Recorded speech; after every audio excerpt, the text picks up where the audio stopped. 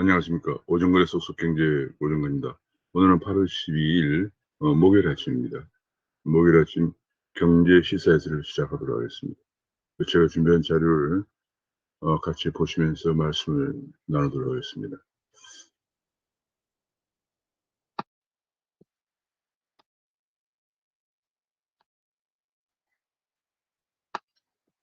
귀에 쏙쏙 들어가도록 경제기사를 쉽게 써드리는 명품 시사회를 8월 12일 아침입니다. 구독과 알림 설정을 부탁드립니다. 여전히 지금 코로나가 문제입니다. 10명 중 7명이 델타 변이다. 그런 얘기고요. 지금 현재 코로나가 드디어 2,200명을 넘었었습니다. 이러다가 5,000명까지 가는 것이 아니냐.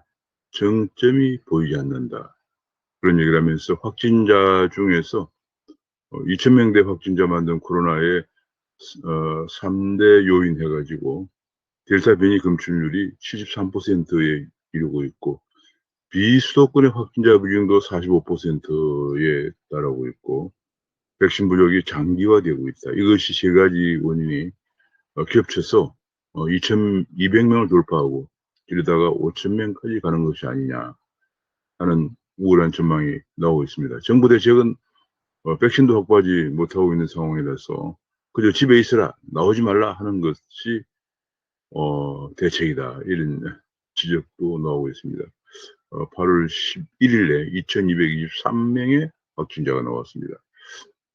4주가 넘는 4단계, 4단계가 4주가 넘었는데도 제대로 효과를, 거리두기 제대로 효과를 못 보고 있다. 그런 얘기고요. 이대로 가면은 3,000명은 시간 문제다. 이제는 위드 코로나를 고려해야 할 때다. 그런 얘기고요. 델타 변이 탓에 70% 접종을 해도 집단 면역이 힘들 것이라는 얘기가 나오고 있는데 우리나라는 지금 현재 접종률이 1차 접종은 42%, 2차 접종은 15.7%로 OECD국 중에서 가장 낮은 수준에 속합니다. 가장 큰 원인이 무엇보다도 백신을 확보하지 못한 탓입니다. 게다가 지금 2,200명의 확진자가 나오면서 하루 최대 2,000명 확진자에 맞춘 의료 시스템이 지금 간당간당하게 아주 위험 수위에 있다. 그런 얘기고요. 전국 전담 병상의 74%까지 차고 있어 지금 정부는 민간 병원의 병상 1.5% 동운령까지 검토하고 있다. 그런 보도가 나왔습니다. 지금 무엇보다도 고위험군의 접종을 서둘러야 한다 하는 얘기가 계속 나오고 있는데 지금 문제는 백신이 없다는 것입니다.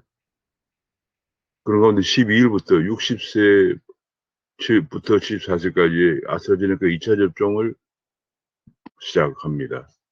접종 완료를 빨리 늘려야 하는 과제의 측면이 있고요. 접종률이 불과 15.7% 불과하다. 이렇게 되면 집단 면역은 아주 먼 일이다. 그런 얘기가 나오고 있습니다. 백신 확보에 사활을 걸어야 된다. 정부는 백신 확보에 사활을 걸어도 집에 있으라만 가지고는 안 된다는 얘기예요. 문정부는 백신 조기 확보에 명운을 걸어야 한다는 얘기가 나오고 있습니다. 그런 가운데 부동산 지금 암호화폐는 이렇게 코로나는 지금 이제 상당히 지금 백신 확보가 초미의 과제로 대두가 되고 있는 가운데 부동산 정책도 지금 대실패로 인해서 부동산의 서울 아파트 매매 건수가 8월 달에는 하루에 20건도 안 된다고 합니다. 8월 전체가 지금까지 8월 달 188건 정도만 거래가 돼서 지난달에 비해서 5분의 1로 급감했다. 금년 초말에도 월 5,796건이 거래가 되어 있었는데 7월 달에 3,182건으로 주저앉은 다음에 8월 중순이 지나가는 지금 188건밖에 거래가 안 되고 있다. 거래가 20건도 안 된다는 것은 얼마나 부동산 시장이 경색되어 있는 거래 절벽 상태인 걸 알 수가 있습니다. 온갖 규제는 첩조산중 쌓다 보니까 이런 결과를 가져오고 있고요. 임대사업자를 마녀 사냥을 하다 보니 원룸 전월세가 줄고 자연적으로 원룸 전월세가 줄기 때문에 임대료는 상승하고 있다 하는 역풍을 불고 있다. 그런 얘기입니다. 지금 임대를 비교하면은 아파트 같은 경우에 등록 임대주택은 3억 6천만 원인데 전세 평균은 4억 9천만 원. 그러니까 사업자들을 계속 규제하는 바람에 이렇게 되니까 임대 전월세가 줄면서 오히려 임대료가 상승하는 그런 문제가 생깁니다. 적폐라던 주택 임대 사업자 60%가 생계형이었다. 적폐가 아니다. 전체 임대 사업자 48만 4천 명을 조사해 봤더니 28만 9천 명이 1주택 등록자였다. 60%가. 그러니까 생계형인데 이걸 갖다가 무슨 적폐다, 마녀 사냥이다 해서 지금 혜택을 박탈한다, 뭐 이런 협박이나 하다 보니까 임대 물량이 줄어들어서 오히려 전월세 가격이 올라가는 그런 문제가 생기기 때문에 대개 이게 1주택 등록자가 노후 대비용이 많다. 세제 혜택을 유지해야 된다는 주장이 나오고 있습니다. 왜냐하면 현재 국민연금이 평균 월 한 80만 원 정도밖에 안 되고 83만 원 정도밖에 안 되기 때문에 두 부부 생활이 안 됩니다. 그래서 이제 평생 가지고 있던 집을 좀 줄여서 조그마한 임대라도 하나 내어서 그걸 가지고는 좀 이제 생활비 보태려고 하는 그런 건데 이게 무슨 마녀사냥, 적폐의 대상으로 간 잘못된 정책 때문에 전월세 임대 가격이 급등을 하고 있는 상황입니다. 월세 받는다고 투기꾼 취급이나 해왔다. 생계형 은퇴계층에 직격탄을 매기고 있다는 얘기고요. 유럽 임대주택의 모범국을 가보니까 유럽 임대주택도 역시 마찬가지로 임대를 규제하는 나라들은 제가 보면 임대를 규제하는 나라들은 인기적은 20년을 기다려야 된다. 근데 스웨덴 같은 데 임대를 규제하다 보니까 20년, 30년을 대기해야 되고 네덜란드도 15년을 대기해야 된다. 그런 얘기입니다. 베를린 같은 데 5년간 동계를 하다 보니까 임대 물량이 지금 없는 그런 상황입니다. 결국은 이것이 아주 최저소득 계층에 대해서는 공공임대를 장기간 해주고 대부분 그 외에는 민간 임대를 활성화하는 것만이 해결책입니다. 시장에 맡겨서 민간 임대를 활성화해야 임대주택이 많이 공급되면서 전월세 가격도 안정이 되고 또 공급량도 충분해서 뭐 몇 년씩 대기해야 되는 이런 문제가 해소가 되겠죠. 드디어 아파트 공급이 전혀 안 되고 작년 8사 대책 이후에 1년이 넘어 좀 공급이 안 되니까 드디어 국유지 카드를 꺼내들었다. 남양주에 있는 군사 기지에다가 3,000 가구 이상의 아파트를 짓겠다. 3,200가구를 공급하겠다. 이런 계획을 내놓았다고 합니다. 그러나 국유지, 군사 부지를 정도로 활용해서 국유지를 카드를 꺼내봤자 그것은 조족지혈이죠. 지금 집값을 안정시키는 데는 조족지혈이고 또 군사 부지가 되게 서울에서 먼 곳에 있기 때문에 아주 외곽 지역에 있기 때문에 큰 인기가 없을 전망입니다. 지금 재정이 너무 위기 상태로 가고 있기 때문에 서울대학교 김인준 명예교수가 독립적 재정준칙위원회를 만들어야 된다 이런 얘기를 했습니다. 지방재정도 2023년부터 매년 5조씩 늘어나도록 하겠다는 지방재정 전략회의가 있었는데 지금 문제는 지방 재정을 늘리기 전에 지방 재정의 방만한 운영부터 건전한 대책이 마련된 다음에 지방 재정의 재정 분권을 논의해야 될 것으로 생각됩니다. 지금 얼마 전에 발표한 탄소 중립 문제는 이게 완전히 산으로 간다. 2050 탄소 제로 시나리오가 실행 가능성이 의문시된다는 얘기. 완전히 탈원전 교조주의에 빠진 졸속 계획이다. 원전을 배제하고 탄소 중립이 불가능하다는 에너지 정책 합리화를 추구하는 교수협의회 성명서 어제 발표되었습니다. 그런 가운데 이산화탄소가 정말 주범이 맞느냐, 환경학회 주범이 맞느냐는 또 이런 논쟁까지도 제기되고 있고 환경 문제는 정말 논쟁이 끝이 없는 상황입니다. 그런 가운데 박원순표 태양광 업체에서 보조금을 받은 세 곳은 받은 해 문을 닫는다. 그러니까 보조금만 받고 문을 닫아버린다는 얘기죠. 뭐 이런 가운데 친여 성향 시민단체 대표가 하던 조합이 문제가 많아서 구속까지 된 사태가 발생을 했습니다. 이런 걸 보면은 왜 태양광에 집착하고 있나? 환경 카르텔의 이권과 관련이 있다는 걸 알 수가 있습니다. 지금 뭐 태양광은 오후 3시가 최대 발전량이고 다시 넘으면 60%밖에 안 되는데 이걸 어떻게 하는 문제인데 지금 이것 때문에 ESS라고 에너지 저장 장치를 활용하는 데는 아직도 기술이나 모든 면에서 검증이 안 돼 있고 또 에너지 저장 장치의 그 비용이 천문학적일 것이라는 그런 주장도 나오고 있는데 이번에 그 탄소제로 위원회는 그런 내용을 포함하고 있지 않고 그냥 두리뭉실 재생에너지를 71%가 가져가겠다 그런 주장을 하고 있습니다. 미국 같은 데서는 대부분이 SMR 소형 모듈 원전을 이용해서 탄소 제로를 가겠다 하는데 우리는 원전을 폐기하기 때문에 좀 문제가 생기는 거예요.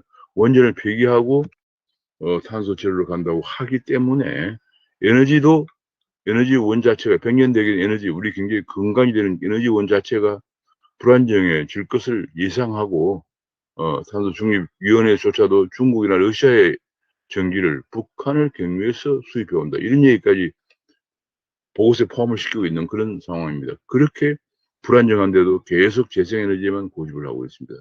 탈원전 재생에너지만 고집을 하고 있고요.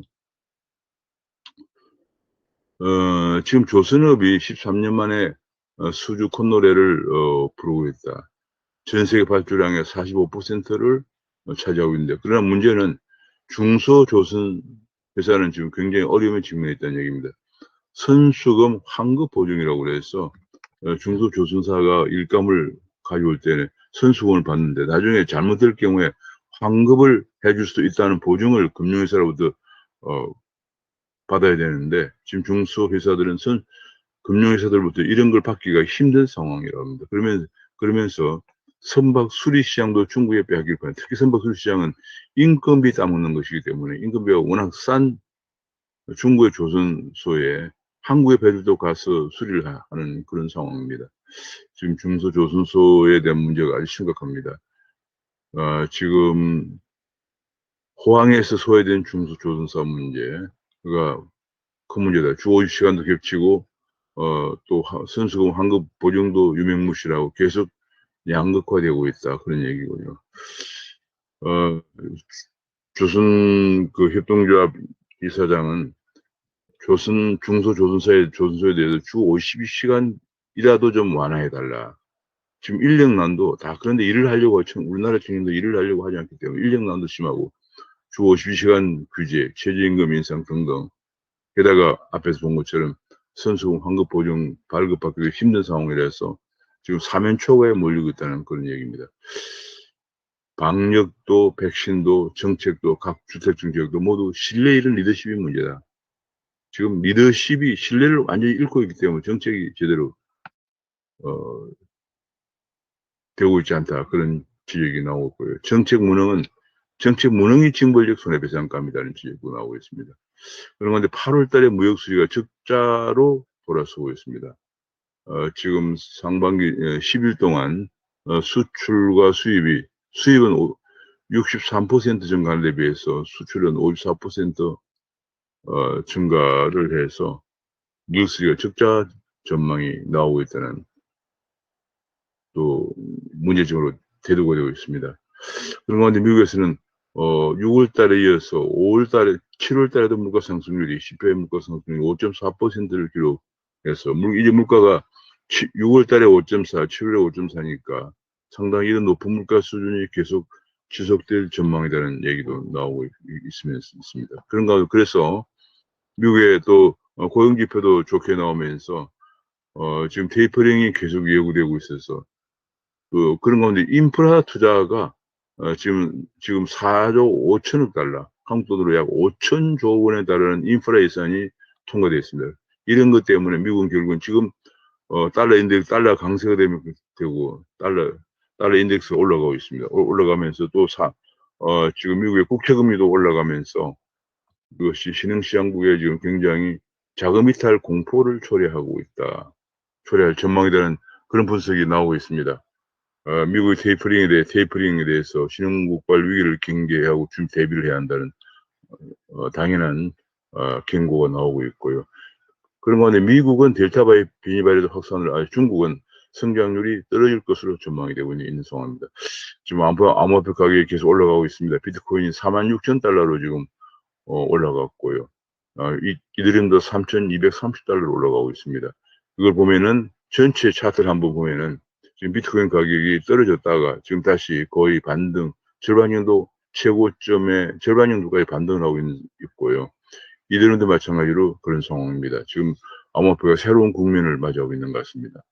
한국에서도 비트코인이 지금 5,297만 원까지 올라갔고요. 이더리움도 369만 선에서 움직이고 있습니다. 비트코인의 이런데도 돈이 되기 힘든 한계점인데, 그것은 뭐냐면 가격 변동성이 너무 심하다, 이런 지적이 나오고 있습니다. 그런 가운데 이건희 회장의 그 기사가 NFT 대체 불가능 토큰으로 만들어져서 이제 경매에 들어갔는데 약 300만 원 정도에 낙찰이 되었다. 근데 뭐 지금 현재 작품이 아직 많이 이렇게 NFT 경매가 많이 일반화되어 있지 않는 이런 속에서 처음 경매로 나와서 300만 원 정도면 적정 가치가 아니냐, 이런 분석도 나오고 있습니다. 지금 이것이 어제 경매를 했는데 메타파이라고 하는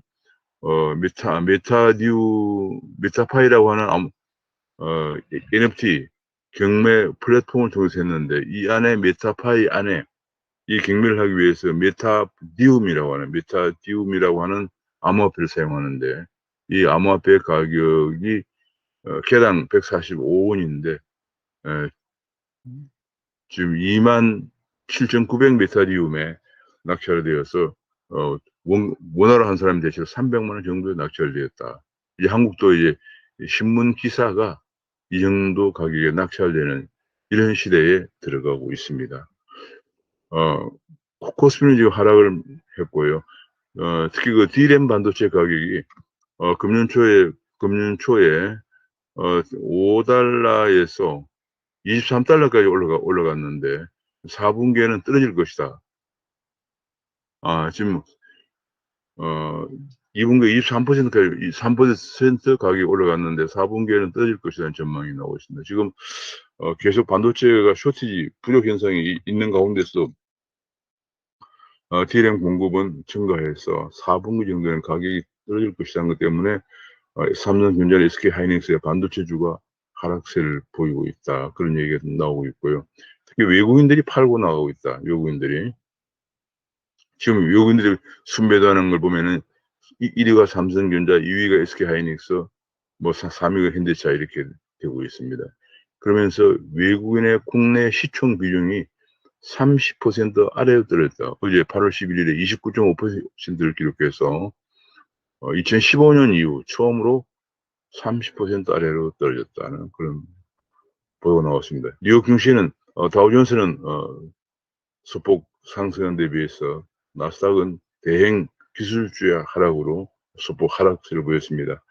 뉴욕 증시가 지금 CPI 물가가 올랐지만 근원 CPI는 0.3% 전후보다 상승을 하고 전년 대비율은 4.3% 올랐는데, 이것이 전문가들이 예상한 4.4보다는 다소 낮은 수준이다. 그러면서 물가 상승률이 다소 안정될 기미를 보이면서 주가가 다우존스 주가가 올라갔다, 그런 얘기고요. 또 인프라 투자가 승인된 것도 4조 5천억 달러 인프라 투자도 승인된 것도 다우존스 상승에 영향을 미쳤다. 그런 다우존스가 어제 그래서 다우존스는 올라간 데 비해서 대행 기술주는 좀 하락하는 그런 모습을 보였습니다. 지금 시진핑 중국 주석이 각종 규제를 남발하면서 알리바바 혹은 뭐 여러 가지 디디 출신이라든지 엔터그룹이라든지 텐센트 이런 주가들이 계속 지금 하락을 하고 있는 그런 모습을 보이고 있습니다. 지난 10년 동안 주식은 295% 올라갈 동안에 부동산은 80%밖에 올라가고 반대로 금은 0.02% 감소했다는 분석이 나왔습니다. 그러니까 지난 10년간의 시계를 보면은 역시 주식이 가장 높은 수익률을 기록했다, 그런 얘기였습니다. 코로나 바이러스 산업 대전환기, 비대면이라든지 혹은 디지털 전환이 급격한 시대에 한국은 여전히 규제 때문에 이거 잘 안 되고 있는 신음하고 있다는 보도가 나와서, 결과적으로 나라가 잘 되려면은 기업하기 좋은 나라를 만들어야죠. 지금 전 세계는 해마다 기업하기 좋은 나라 순위를 매기는데 스위스나 싱가포르 항상 1, 2위를 다투고 있습니다. 우리나라는 뭐 한참 밑에 순위가 쳐져 있습니다. 각종 반기업 규제와 친노조 정책 때문에 그렇습니다. 그런 가운데 지금 국방부에서 이제 앞으로 인공지능이나 무인 로봇을 개발하는데 우물쭈물 하다가 미국에 10년이나 뒤지고 있다. 이런 분석이 나오고 있고요. 앞으로 4차 산업혁명의 핵심이 플랫폼 경쟁인데 앞으로 플랫폼이 무한 경쟁 상태에 들어가는데 결국은 브랜드 각인도 중요하지만은 소비자의 공감대를 자극하는 것이 중요하다. 그래야만이 지금 결국은 그 플랫폼에 오래 남아 있으면서 소비를 진작시키죠. 미국 같은 데 가보면은 제가 캐피탈 원이라고 하는 캘리포니아에 있는 인터넷 은행에 방문했을 때 보면은 캐피탈 원은 점포 하나 없이 플랫폼을 가지고 캘리포니아 전역에 최고 은행을 등장한 건데 이 플랫폼에서 고객이 오래 머물러 있게 했어요. 몇 가지 플랫폼을 가지고 고객들을 초빙해서 시험을 합니다. 시험을 해서 반응을 보면서 눈동자의 움직임을 보면서 어느 플랫폼이 더 소비자들의 공감대를 자극하고 있는지 이런 걸 보면서 선택할 정도로 이제 플랫폼 경쟁 시대 4차 산업혁명은 바야흐로 플랫폼 시대인데 결국은 소비자의 공감대를 자극하는 플랫폼이라야 승리한다 이런 얘기가 나왔습니다. 대기업과 중소기업 간에 우리는 나라는 전례 없이 다른 나라에 정말 유례 없이 중소기업, 중견기업, 대기업 층층이 기업 규모별로 구분해서 올라갈수록 규제가 더 많아지는데 특히 그 최근에 이렇게 대기업을 진출한 거 중소기업 억제 요인이 아니다. 윈윈하는 경험을 쌓아야 장비 부품 국산화도 가능하다 하는 그런 주장이 나오고 있습니다. 지금 소프트웨어 같은 경우에 특히 대기업의 진출을 막고 나니까 개발이 잘 안 되거나 아니면 외국 기업에 예컨대 드론 시장은 아예 외국 기업에 내주고 있다 하는 그런 안타까운 얘기가 나오고 있고요. 지금 한국에서 여야 간에 지금 대선을 앞두고 계속 캠프 정치, 대선 후보들이 의원들을 줄을 세워서 캠프를 만들어서 정치를 하고 이건 잘못된 관행이다 하는 지적이 나오고 있습니다. 어떤 당의 후보가 나오면은 그 후보의 당의 후보 결정되면 당이 지원하는 것이 캠프별로 그야말로 기파 정치의 또 다른 모습을 보이고 있는 것은 우리가 극복해야 할 잘못된 관행이라는 분석도 나오고 있습니다. 지금 여기도 마찬가지로 나이스 구축, 차세대 교육 시스템도 마찬가지인데 이것이 이제 지금 지난번에 백신 접종 예약 시스템도 목통이 됐는데 그게 중소기업이 하다 보니까 능력이 안 된 중소기업이 하다 보니까 그런 문제가 생겼는데 지금 차세대 교육 정보 시스템 나이스도 역시 좀 중소기업에 맡기다 보니까 제2 목통 사태가 올 우려가 크다는 지적이 나오고 있습니다.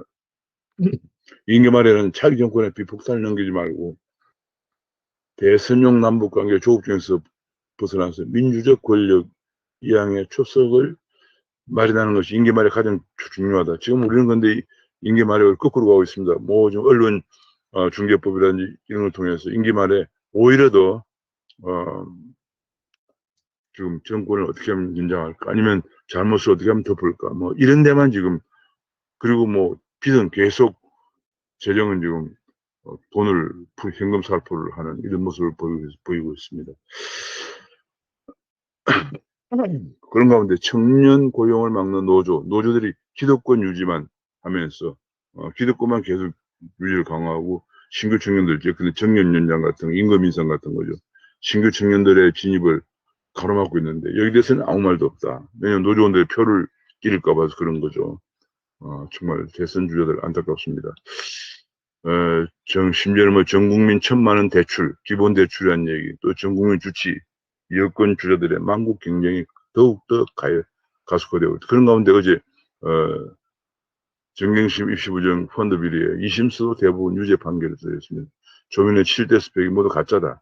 2개는 조국 작성에 따른 판결이 나왔는데 지금 이 결과 조민의 의전원학위 의사면허가 유지될 수 있을 것인지 초미의 관심사로 대두가 되고 있습니다. 지금 뭐 최근에 북한에서 통신선 복원 이후에 그리고 다시 뭐 남한의 한미군사 훈련을 중단하라든지 이런 안보위기 협박이 계속되고 있는데 군사훈련을 12분의 1로 축소해서 했는데도 더 역정을 내면서 오히려 미군을 초치하라 이런 얘기까지 하고 있는 상황이고요. 지금 김영철이 천안함을 도발했던 당사자죠. 엄청난 안보 위기가 올 것이라는 협박까지 하고 있는 그런 상황입니다. 아마도 SLBM을 발사할 가능성이 있다는 분석도 나오고 있고요. 그런 가운데 당정청, 북만 쳐다보고 있다. 그런 가운데도 여당은 종전선언 결의안을 이달에 처리한다. 이런 얘기가 나왔습니다. 북한은 협박을 계속 가열차게 하고 있는데 여당은 종전선언에 매달리고 있습니다. 이것이 정말 도대체가 이것이 정신이 있는 것인지요. 정말. 아, 게다가 지금 얘기가, 북한의 배신이라고 했는데, 그러면 뭘 약속했나? 뭘 약속했길래 미군 철수를 요구하는 북한을 대해서 배신이라는 말을 쓴다는 것이 언론에서 지적을 받고 있습니다. 그러면 또 한 가지 중요한 것은 강제징용 피해자들의 손해배상 소송이 대법원에서도 패소를 했다는 보도가 나왔습니다. 지금 이게 김명수 대법이 이런 것 때문에 뭐 재판 거래를 했다 이런 것 때문에 전임 대법원장 물러나고 대법원장으로 올랐었는데 우리 사법부에서 계속 강제징용 피해자 손배소가 문제가 있다 해서 패소를 결정을 내리고 있어 김명수 대법원의 위상이 흔들리고 있다는 그런 보도까지 나오고 있습니다. 지금 뭐 아침에 역시 보도를 보면 역시 지금 코로나가 제일 큰 문제고요. 백신 확보가 가장 시급하다. 주택 정책도 대통령이 죽기를 막겠다고 얘기했는데 전혀 정책 기준은 변화가 없고 대선 주자들은 계속 특히 여권 주자들은 현금 살포를 더 하겠다. 돈을 풀겠다. 뭐 심지어 기본주택에다 기본금융까지 얘기하고 무슨 전 국민 주치의까지 얘기한다든지 전혀 재정 문제는 아랑곳 없이 더 퍼주겠다 이런 얘기만 하고 있는 상황입니다. 안타깝습니다. 오늘은 여기서 마치겠습니다. 감사합니다.